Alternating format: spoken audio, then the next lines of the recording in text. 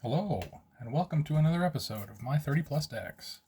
Today I'm going to be showing off one that was actually the very first one that I showed off. It was one I didn't have the best setup or whatever, but let's try it again. This is Ovika, Enigma Goliath. So Ovika is a 7 cost, which is the biggest hurdle in the deck. So 7 cost, 6/6, flying, ward, pay 3 mana, and pay 3 life. Whenever you cast a non-creature spell, create X 1/1 red Phyrexian goblin creature tokens, where X is the mana value of that spell.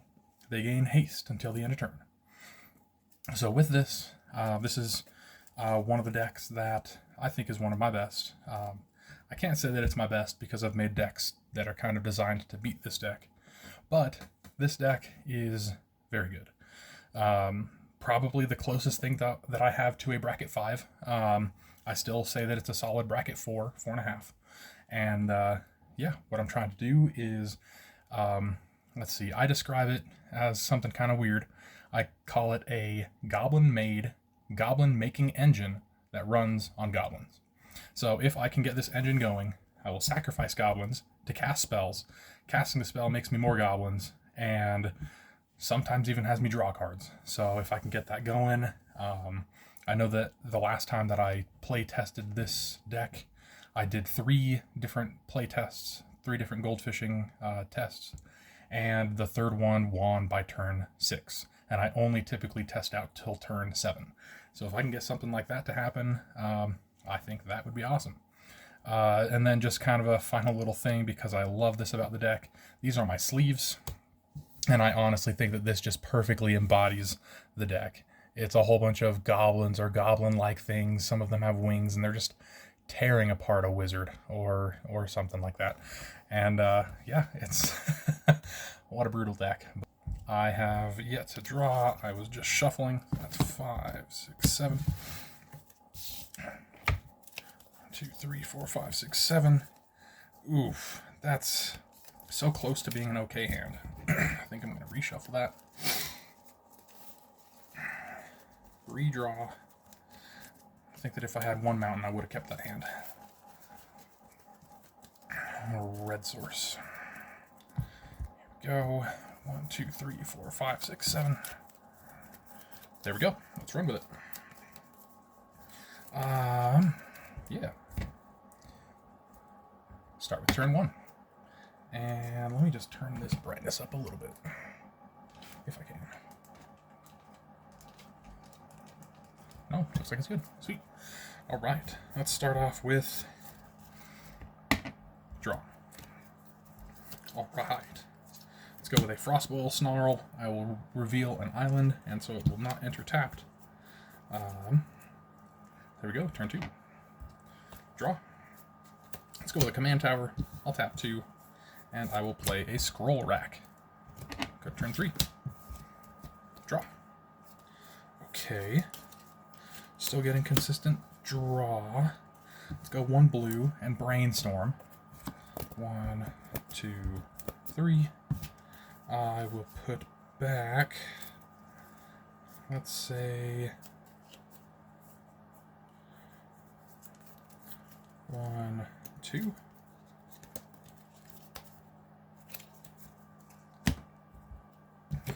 And yeah, that will be turn 3. Let's go to turn 4. Untap, upkeep, draw. Let's go with a mountain. Let's go a red and 2. And I will cast Goblin Matron. When she enters, I will search for a goblin card. And typically I would search for Krenko. But at this time, I'm still getting mana, so let's go with a Skirk Prospector. That will go to my hand, and I'll actually tap that Command Tower to be casting that Skirk Prospector as well. Yeah. That is shuffle. That is my turn 4, so let's go to turn 5 and try and cast Ovika. Untap, upkeep, draw. We're going to go Steam Vents and shock it in, so I lose 2 life. I will go, let's see. 1, 2, 3, 4, 5, 6, 7. Yes. Tap 1 red to cast Brightstone Ritual. I add a red to my mana pool for each goblin in play, which is currently 2. Unless my opponents have goblins, which that could be great, but whatever. I'm assuming that it's just mine. So, 2 red. And then 1 blue, so that's 1, 2, 3, 4, 5, 6. And then I'll sacrifice Goblin Matron to Skirk Prospector for 7. Ovika, Enigma Goliath. Here we go. Now let's go to turn 6. Untap, upkeep, draw. Right now I am in a good spot. I do have draw. I do have abilities to sacrifice goblins for mana. I do not have a land. So let's see if I can draw into a land. Well, let's see, actually. How would I like to do this?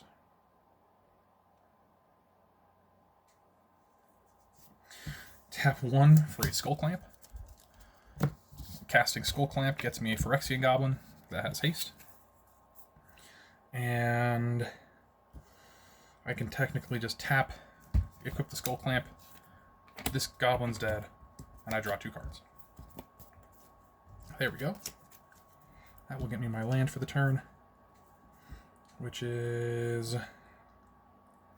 Storm, Carved Coast, enters tapped unless I control 2 or more other lands. I don't know if I'm going to be able to do everything that I want, which is also fine. Let's just tap 3, cast 1,000-Year Elixir. On cast, I make 3 Phyrexian Goblins. And I think that I will sacrifice, or tap the command tower to sacrifice one of them effectively through Skull Clamp, equip it with Skull Clamp, and it dies. So I draw 2. And that is set up for a really nice next turn. So let's just move to this final turn. Untap. Upkeep. Draw. Let's go with this land for turn. Let's see how much stuff I can do.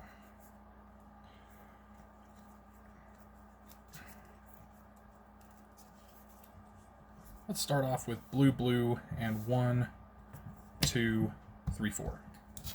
Sacrificing these 2 for red. To cast Season of Weaving. On cast, it is a 6-cost spell, so I make 6 more goblins. And I'm going to choose 5 paw print modes, 5 paw prints worth of modes. There we go. And I'm just going to do 5 paw prints worth of drawing. 1, 2, 3, 4, 5. Let's go ahead and... Yes. Tap 1, 2, 3, and cast Phyrexian Altar. Phyrexian Altar, on cast, will get me 3 more Phyrexian Goblins. And I can sacrifice a creature to add 1 mana of any color. Which means that I can do something like sacrifice 3 goblins to cast a Darksteel Plate to get 3 more goblins. I'll sacrifice 4 goblins to cast Sword of the Parents, and that will make me 4 goblins. Let's go ahead and sacrifice 4 more goblins for 4 blue, and cast Leyline of Anticipation, making 4 more goblins. I will actually sack 2 of them that will not be coming back right away. This is up here. That will be for a Junk Winder. Costs blue, blue because it has affinity for tokens. So it's reduced by 7 right now, and it's 5 and 2 blue. So that is a 5/6. Whenever a token enters the battlefield under my control, I tap target non-land permanent an opponent controls. It doesn't untap during its controller's next untap step. If I did Junk Winder first, and then I cast Darksteel Plate, Sword of the Parents, and Leyline of Anticipation, that would be me tapping 11 non-land permanents, and they don't untap on their next untap step. Junk Winder is technically a game ender.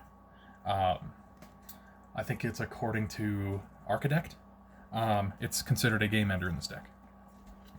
Let's keep going. let's go ahead and sacrifice 6 of these Phyrexian goblins and cast Invent. On cast, I will make 6 goblins. Invent says, let's see. Search your library for an instant card and or sorcery card, reveal them, put them in your hand, then shuffle. So right now, as long as I don't grab something with more than, well, let's see, I guess I could do an 8 cost. Which actually means I can do one of the most disgusting things in this deck. So why not? Why not show it off? And this is completely commander legal. Let's go complete the circuit. As my instant.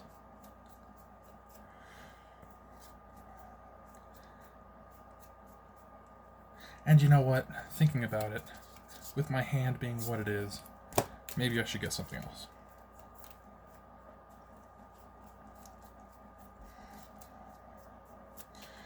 Let's go with a Finale of Revelation.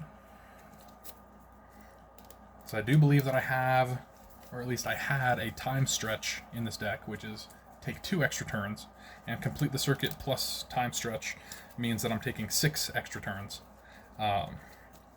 And who needs that? So, these are both going to my hand. And then I'm going to do something along the lines of this. With Complete the Circuit, it has Convoke. So I can take this Phyrexian token, and that will be 5 of them tapped, 2 of them untapped, and Junkwinder for blue. So that's 5, 6 to cast Complete the Circuit. On cast, I make 6 more Phyrexian goblins, and I may cast sorcery spells this turn as though they had flash, which Leyline of Anticipation is already here. Whenever I cast an instant or sorcery spell this turn, I copy that spell twice. I may choose new targets for the copies. So, I'm going to sacrifice all of my goblin tokens. So that's 6, 7, 8, plus 5, so that's 13. Sacrificing all 13 to cast a Finale of Revelation, where X is 11. So, on cast, I am making 6, 12, 13 goblins.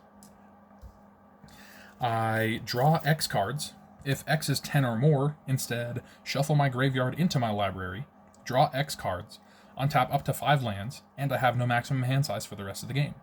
Exile Finale of Revelation. But that is being copied twice. So let's go ahead and do this. Shuffle graveyard into my library.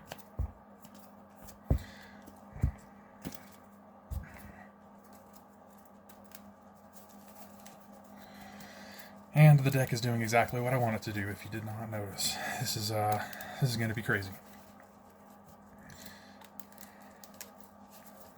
Alright, shuffle, shuffle, shuffle.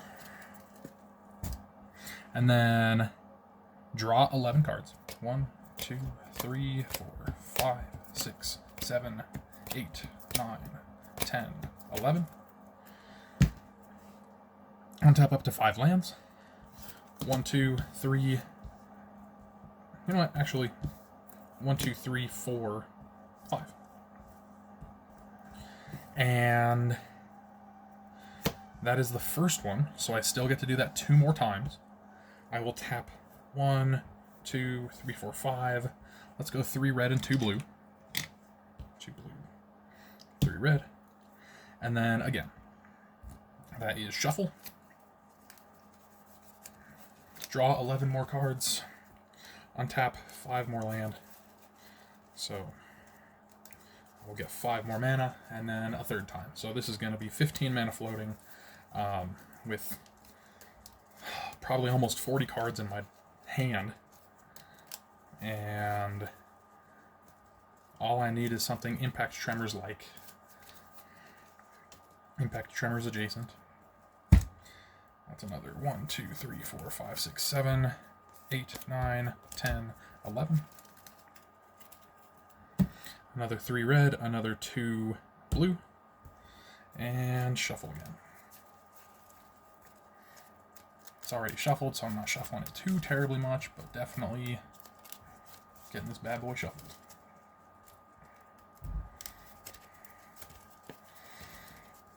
Here we go. And I also exile this as it resolves, and if I still want to dig, I've got a scroll rack.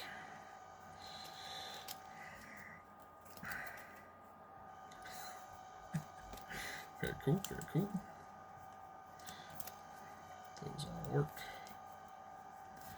Okay.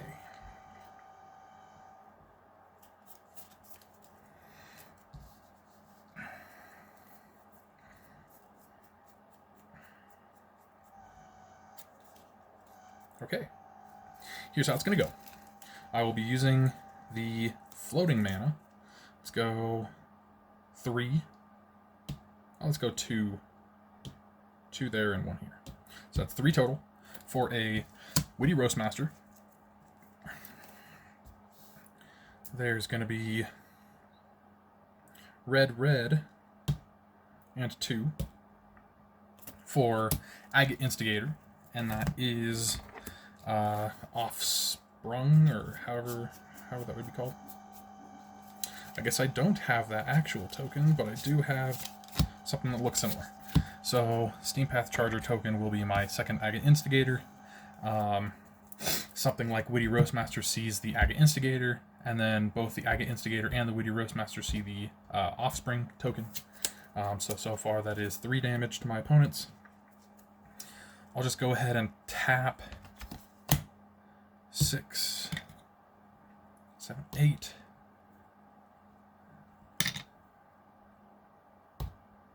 Leaving 5 to cast City on Fire. Now on cast, that is 8. So I am making, and this is convoked, so I'm making even more goblins. That is 6, 7, 8 goblins being made. Let's condense that, so that's that and that. So that's 6, 12, 13 untapped goblins, 8 tapped goblins, tokens. Agate Instigator, Offspring, and Witty Roastmaster will see all of those. So that is 8, 16, 24 damage to each opponent. And then City on Fire resolves so that any creature after this point will be 3, 6, 9. 9 damage to each opponent per creature. And I can keep on doing the silly thing of this. I can sacrifice 2 goblins that are tapped to cast a Mind Stone, and that makes me 2 more untapped goblins, and that is 18 damage to each opponent. I can sacrifice 3 tapped goblins for a Staff of Domination. That will make me 3 more goblins, and that's 9, 18, 27 damage to each opponent. I can sacrifice 1, 2, 3 more goblins and tap this Mind Stone for 4, and cast a Vidalcan Orrery, so I have double flash for non-land cards, and that makes me another 4 goblins, and that's another 9, 18, 27, 36 damage to each opponent. And I could just keep going. I'll be honest, I could just keep going. But I think that's a pretty solid example of this deck. I think it did exactly what I wanted to do, and if I really wanted to, I could exchange any number of these cards, which that's 1, 2, 3, 4, 5, 6, 7, 8 lands. I could at least switch out 8 cards, just the top cards, using Scroll Rack, to keep on digging for... It's not like I need anything else, but yeah. The other options in this deck to win would be like a Laboratory Maniac, and I'd just draw myself out. I had a Kindred Discovery in my hand, so I could have just chosen Goblin and had a whole bunch of draw. Easily been able to draw out my entire deck. Yeah, that's Ovika. This is probably my favorite deck.